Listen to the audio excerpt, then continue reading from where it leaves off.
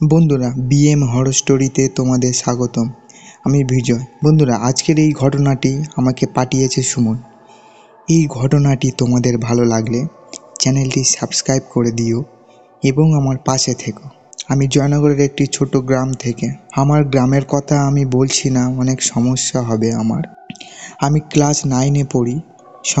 সময় ছিল শীতের সময়, ডিসেম্বর মাস। তখন আমাদের স্কুল ছুটি। আমরা যেই কোচিং সেন্টারে পড়তাম, মোট 9-এ পড়তাম 5 জন: সোনালি, রূপালি, সৌরভ আর সুকেশ। হঠাৎ দাদা একদিন বলল, চলো ঘুরতে যাব সবাই মিলে। তা আমি এক্সাইট হয়ে বললাম, দাদা কোথায় ঘুরতে যাবে? দাদা বলল, সবাই মিলে বকখালিতে ঘুরতে যাব। তা আমি জিজ্ঞাসা করলাম, দাদা কি আজকের যাব কি আজকে চলে আসবো?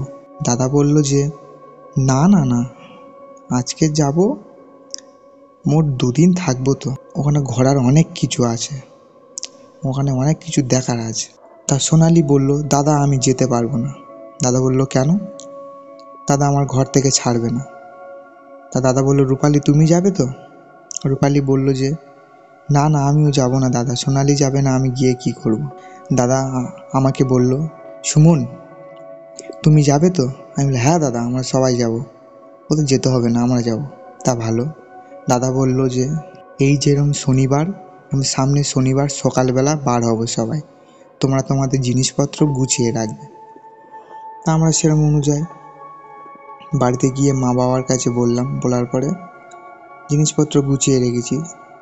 সামনে শনিবার ঠিক সকালবেলা আমরা বার হয়ে গেলাম বকখালির উদ্দেশ্যে। তাই এখান থেকে 8টার সময় বার হয়েছি সকাল। ওখানটা পৌঁছাতে পৌঁছাতে তোমার 2টো বেজে গেছে।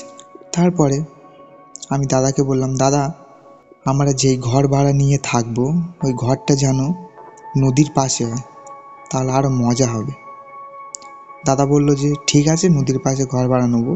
ওখানে গিয়ে একটা ঘর ভাড়া না হলো একদম নদীর পাশে। সেই ঘরের পাশে 20 থেকে 30 পা হাঁটলে বা 20 থেকে 30 পা হাঁটলে একটা শ্মশানটা পুরো শ্মশান। সেখানে লোকজন যা আসা করে না তেমন।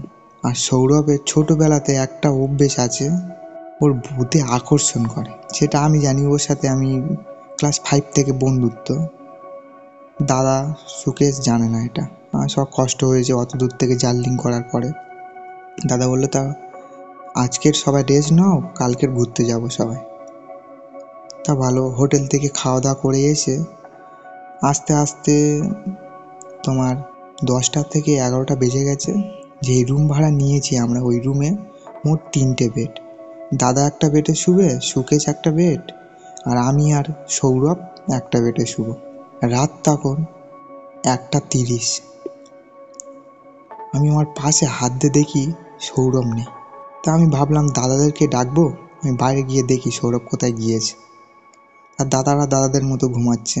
বাইরে গিয়ে দেখলাম সৌরভ যেই পুরো শ্মশান আছে শ্মশানের দিকে হেঁটে হেঁটে যাচ্ছে একা। তাই পর্যন্ত ডাকলাম, সৌরভ কোনো আওয়াজ করলো না। সৌরভ সোজা হেঁটে যাচ্ছে। আমি ওর পিছনে পিছনে যেতে দেখলাম সৌরভের সামনে একটি সাদা শাড়ি পরে একটা মেয়ে দাঁড়িয়ে আছে একদম শ্মশানের কোলে। আমি দেখে মাত্রে ভয়েতে আমার গা ঝিমঝিমিয়ে উঠল। আমি গিয়ে মাত্রে সৌরভকে পিছন থেকে পাঁজা করে ধরলাম। ধরার পরে ঝাঁকমাক করে সৌরভকে ঘরে নিয়ে আসলাম। আসার পরে দাদাকে ডাকলাম, সুকেশকে ডাকলাম, ডেকে বললাম, দাদা সৌরভ এরকমই, ও শ্মশানের দিকে হেঁটে চলে যাচ্ছিল। দাদা সব কিছু শোনার পরে বলল, ঠিক আছে ঠিক আছে, আজকে তোমরা সবাই ঘুমাও, কালকে দেখা যাবে। তা আমরা সবাই শুয়ে পড়েছি। সৌরভ মাঝরাতে কীরকমই যেন একটা আওয়াজ করছে, গোঁ গোঁ করে আওয়াজ করছে, আর বলছে, আমাকে ছেড়ে দাও, আমাকে ছেড়ে দাও, আমাকে ও ডাকছে, আমাকে ছেড়ে দাও, আমাকে ও ডাকছে। কিছুক্ষণ ওরম বলার পরে সৌরভ চুপ করে গেল। যাওয়ার পরে ও একদম নিশ্চিন্তে ঘুমাচ্ছে। পরের দিন সকালবেলা ওখানকার একটা কাকু কাছে আমি জিজ্ঞাসা করলাম যে, কাকু এই শ্মশানে কি মানুষকে আনে না পড়ানোর জন্য? কাকুটি বলল, না না বাবা আনে না। এই শ্মশানটা 5 বছর থেকে 10 বছর হয়ে গেছে, বন্ধ করে দিয়েছে। এই শ্মশানে আগে একটি মেয়েকে পড়াতে গিয়ে মেয়েটি চিতা থেকে উঠে দাঁড়িয়েছে। সেখান থেকে এই শ্মশানটা অভিশপ্ত শ্মশান বলে লোকে জানে।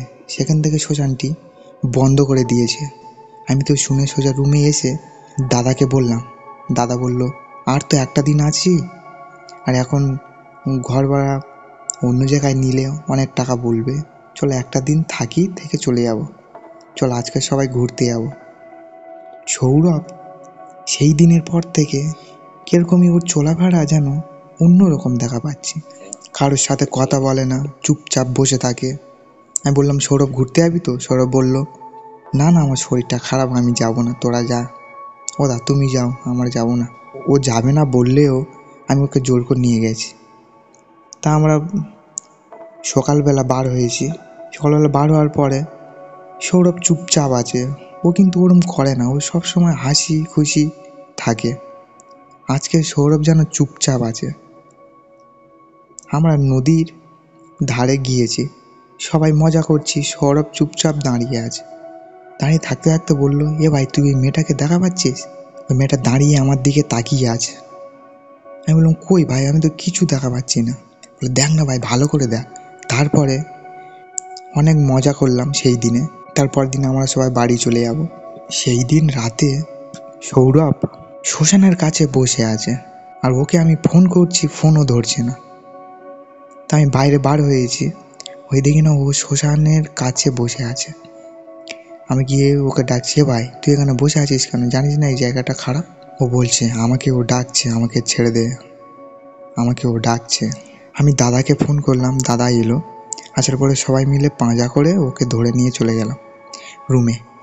নিয়ে যাওয়ার পরে রাত তখন 2 থেকে 3টে বাজে। আমি ঘুমাচ্ছিলাম, দেখি না পাশে হাত দিয়ে দেখি না সৌরভ নেই। সৌরভ নেই।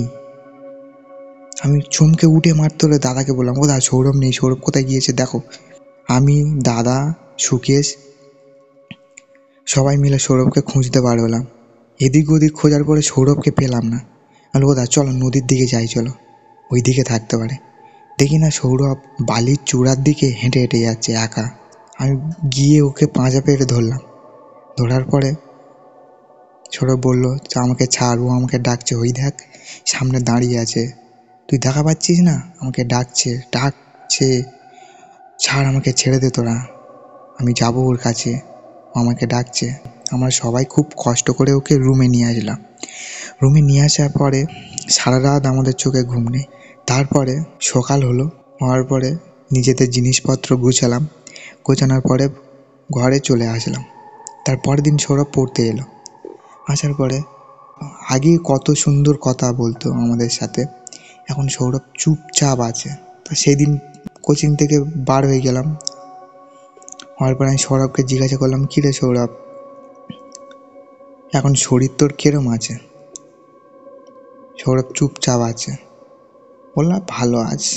তারপরের দিন সৌরভের সাথে গল্প করার জন্য আমি ওদের বাড়ি গেলাম। যাওয়ার পরে ওর মা আমাকে ডাকলো, বলে, বাবা এদিকে আসো তো, তোমার সাথে কিছু কথা আছে। তা আমি গেলাম। ওর মা আমাকে বলল যে, আমার ছেলেটা, তোমরা ঘুরতে গেলে তো, যেদিন থেকে ওখান থেকে এলো ওদিন থেকে কারোর সাথে কথা বলে না, রাতে যেন কার সাথে একা একা কথা বলে। আমি সৌরভের মাকে বললাম, কাকিমা আমরা ঘুরতে গিয়েছিলাম, আমাদের সাথে এই ঘটেছিল, যা যা ঘটনা ঘটেছিল সৌরভের সাথে ওর মাকে বললাম। ওর মা তার পরের দিন তান্ত্রিকের কাছে নিয়ে গেল। তান্ত্রিক সৌরভকে দেখে বলল, ওর তো একটা মেয়ে আকর্ষণ করে আছে। তা সৌরভের মা বলল, বাবা আমার ছেলেকে তুমি বাঁচাও বাবা, আমি ওকে কাটান করব। কাটান করলে ওই মেয়ে আত্মাটা তোমার ছেলেকে ছেড়ে চলে যাবে। তার পরের দিন সৌরভকে তান্ত্রিকের কাছে নিয়ে যাওয়া হলো।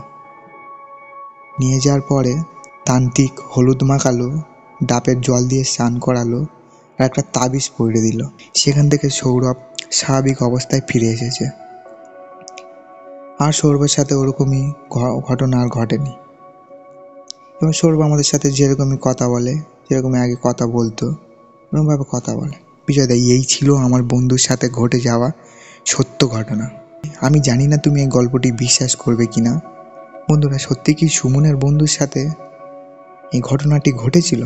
বন্ধুরা, এই গল্পটি ভালো লাগলে চ্যানেলটি সাবস্ক্রাইব করে দিও এবং কমেন্টে বলতে ভুলো না এটা কি সত্য ঘটনা না সুমন বানিয়ে বানিয়ে লিখেছে। আমার তো মনে হয় সুমন বানিয়ে লেখেনি, সুমন এটা সত্য ঘটনা লিখেছে। বন্ধুরা, তোমাদের কি মনে হয় কমেন্টে বলতে ভুলো না। আর বন্ধুরা, তোমাদের জীবনে ঘটে যাওয়া সত্য ঘটনা আমাকে মেল করো। আর চ্যানেলটি সাবস্ক্রাইব করতে ভুলো না। এরকমই আরও নতুন নতুন ঘটনা নিয়ে আমি উপস্থিত হব তোমাদের মধ্যে।